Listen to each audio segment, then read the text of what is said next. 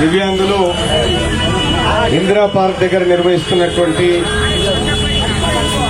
ఈ దీక్ష కార్యక్రమానికి నన్ను ఆహ్వానించినటువంటి సోదరులందరికీ మరొకసారి నమస్కారం తెలియజేస్తూ, ఈ రాష్ట్ర ప్రభుత్వం ఇచ్చినటువంటి హామీలను నెరవేర్చడంలో పూర్తిగా విఫలమైనటువంటిది. ఈ రాష్ట్ర ప్రభుత్వానికి ఈ వేదిక నుంచి డిమాండ్ చేస్తా ఉన్నా, దివ్యాంగులకు ఇచ్చినటువంటి ప్రతి హామీని నిలబెట్టుకోవాల్సినటువంటి బాధ్యతను గుర్తు చేస్తా ఉన్నా. అలాగే బాధ్యతాయుతమైనటువంటి ఎమ్మెల్సీగా ఇప్పటికే వీళ్ళందరూ కూడా భరోసా ఇవ్వడం జరిగింది.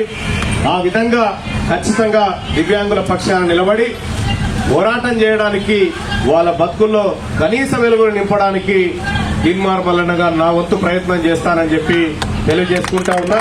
అలాగే దివ్యాంగులకు సంబంధించినటువంటి విషయంలో రాష్ట్ర ప్రభుత్వం ఉదారంగా వ్యవహరించాల్సినటువంటి అవసరం ఉండే.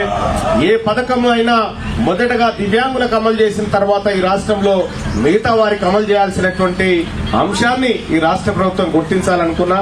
కానీ ఇప్పటి వరకు కూడా రాష్ట్ర ప్రభుత్వం చాలా దారుణాతి దారుణంగా, మీ అందరు చూసినారు, నేను సభలో మాట్లాడడానికి దివ్యాంగుల అంశం తీసుకున్న తర్వాత దురదృష్టవశాత్తు మైక్ కట్ చేయడం జరిగింది.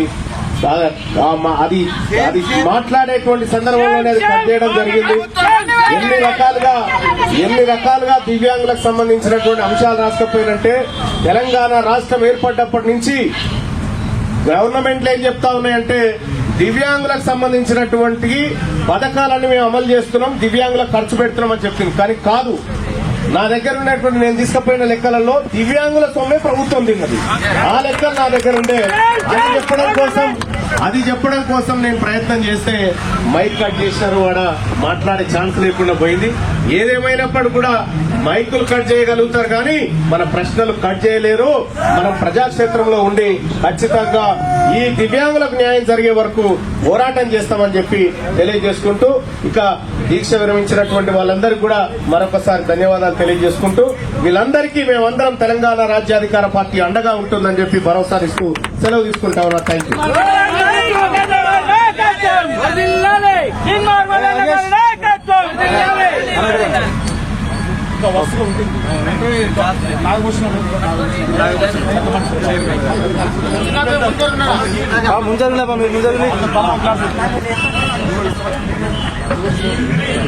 బాబు లేమ్మా ఇద్దరు.